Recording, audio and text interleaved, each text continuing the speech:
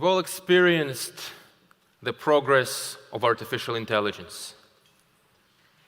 Many of you may have spoken with a computer, and a computer understood you and spoke back to you.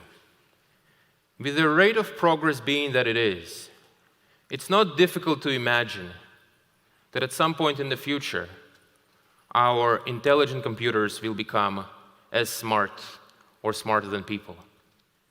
And it's also not difficult to imagine that when that happens, the impact of such artificial intelligence is going to be truly, truly vast. And you may wonder, is it going to be okay when technology is so impactful? And here my goal is to point out the existence of a force that many of you may have not noticed. That gives me hope that indeed we will be happy with the result. So, artificial intelligence, what is it and how does it work? Well, it turns out that it's very easy to explain how artificial intelligence works. Just one sentence. Artificial intelligence is nothing but digital brains inside large computers. That's what artificial intelligence is. Every single interesting AI that you've seen is based on this idea. Over the decades, scientists and engineers have been figuring out how such digital brains should work and how to build them, how to engineer them. Now, I find it interesting that the seat of intelligence in human beings is our biological brain. It is fitting that the seat of intelligence in artificial intelligence is an artificial brain. Here I'd like to take a digression and tell you about how I got into AI. There were three forces that pulled me into it. The first one was that when I was a little child, at around the age of 5 or 6, I was very struck by my own conscious experience, by the fact that I am me and I am experiencing things. That when I look at things, I see them. Like this feeling over time went away, though by simply mentioning it to you right now, it comes back. But this feeling of that I am me, that you are you, I found it very strange and very disturbing almost. And so when I learned about artificial intelligence, I thought, wow, if we could build a computer that is intelligent, maybe we will learn something about ourselves, about our own consciousness. That was my first motivation that pulled me towards AI. The second motivation was more pedestrian in a way. I was simply curious about how intelligence works. And when I was a teenager, an early teenager in the late 90s, the sense that I got is that science simply did not know how intelligence worked. There was also a third reason, which is that it was clear to me back then that artificial intelligence, if it worked, it would be incredibly impactful. Now, it wasn't at all obvious that it will be possible to make progress in artificial intelligence. But if it were possible to make progress in artificial intelligence, that would be incredibly impactful. So these were the three reasons that pulled me towards AI. That's why I thought that's a great area to spend all my efforts on. So now, let's come back to our artificial intelligence, the digital brains. Today, these digital brains are far less smart than our biological brains.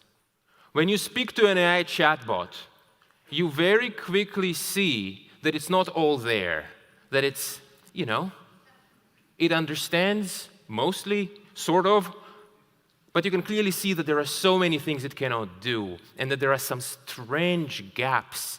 But this situation, I claim, is temporary. As researchers and engineers continue to work on AI, the day will come when the digital brains that live inside our computers will become as good and even better than our own biological brains. computers will become smarter than us. We call such an AI an AGI, artificial general intelligence, when we can say that the level at which we can teach the AI to do anything that, for example, I can do, or someone else. So, although AGI does not exist today, we can still gain a little bit of an insight into the impact of AGI once it's built. It is completely obvious that such an AGI will have a dramatic impact on every area of life, of human activity, and society. And I want to go over a quick case study. This is a narrow example of a very, very broad technology. The example I want to present is healthcare. Many of you may have had the experience of trying to go to a doctor. You need to wait for many months, sometimes, and then when you do get to see a doctor, you get a small, very limited amount of time with the doctor, and furthermore, the doctor, being only human, can have only limited knowledge of all the medical knowledge that exists. And then by the end of it, you get a very large bill.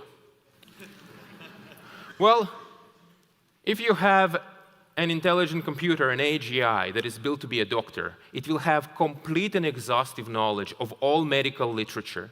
It will have billions of hours of clinical experience, and it will be always available and extremely cheap. When this happens, we will look back at today's healthcare similarly to how we look at 16th century dentistry. When they tie people with belts and then have this drill, that's how today's healthcare will look like. And again, to emphasize, this is just one example. This is just one example. AGI will have dramatic and incredible impact on every single area of human activity. But when you see impact this large, you may wonder, gosh, isn't this technology too impactful? And indeed, for every positive application of AGI, there will be a negative application as well. This technology is also going to be different from technologies that we are used to, because it will have the ability to improve itself. It is possible to build an AGI that will work on the next generation of AGI. The closest analog we had to this kind of rapid technological improvement when the Industrial Revolution has taken place, where the material condition of human society was very, very constant. And then it was a rapid increase, rapid growth. With AGI, something like this could happen again, but on a shorter time scale. And then furthermore, there are concerns around if an AGI ever becomes very, very powerful, which is possible. Maybe it will want to go rogue, being that it is an agent. So this is a concern that exists with this unprecedented, not yet existing technology. And indeed, you look at all the positive potential of AGI and all the concerning possibilities of AGI as well. And you may say, gosh, where is this all headed? One of my motivations in creating OpenAI was, in addition to developing this technology, was also to address the questions that are posed by AGI, the difficult questions, the concerns that we raised. In addition to working with governments and helping them understand what is coming and prepare for it, we are also doing a lot of research on addressing the technological side of things so that the AI will never want to go rogue. And this is something which I'm working on as well. But I think the thing to note, because AI and AGI is really the only area of the economy where there is a lot of excitement, a lot of investment, everyone is working on it. There's a huge number of labs in the world trying to build the same thing. Even if OpenAI takes these desirable steps that I mentioned, what about the rest of the companies and the rest of the world?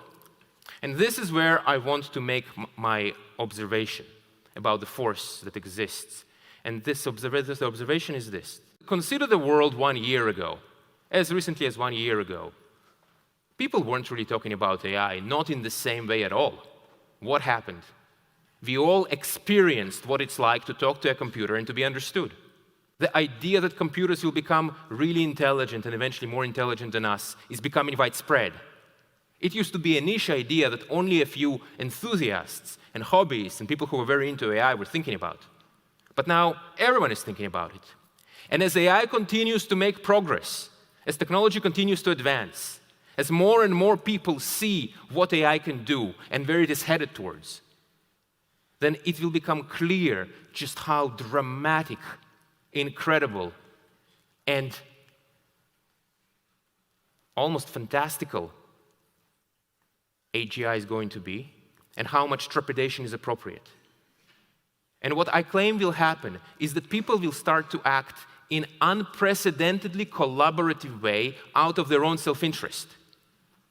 It's already happening right now. You see the leading AGI companies starting to collaborate, for a specific example, through the Frontiers Model Forum. And we will expect that companies that are competitors will share technical information to make their AI safe. We may even see governments do this. For another example, at OpenAI, we really believed in how dramatic AGI is going to be. So one of the ideas that we were operating by, and it's been written on our website for 5 years now, that when technology gets such that we are very, very close to AGI, to computers smarter than humans, and if some other company is far ahead of us, then rather than compete with them, we will help them out, join them, in a sense. And why do that? Because we appreciate how incredibly dramatic AGI is going to be. And my claim is that with each generation of capability advancements, as AI gets better, and as all of you experience what AI can do, as people who run AI efforts and AGI efforts and people who work on them will experience it as well. This will change the way we see AI and AGI, and that will change collective behavior. And this is an important reason why I'm hopeful that despite the great challenges that's posed by this technology, we will overcome them. Thank you.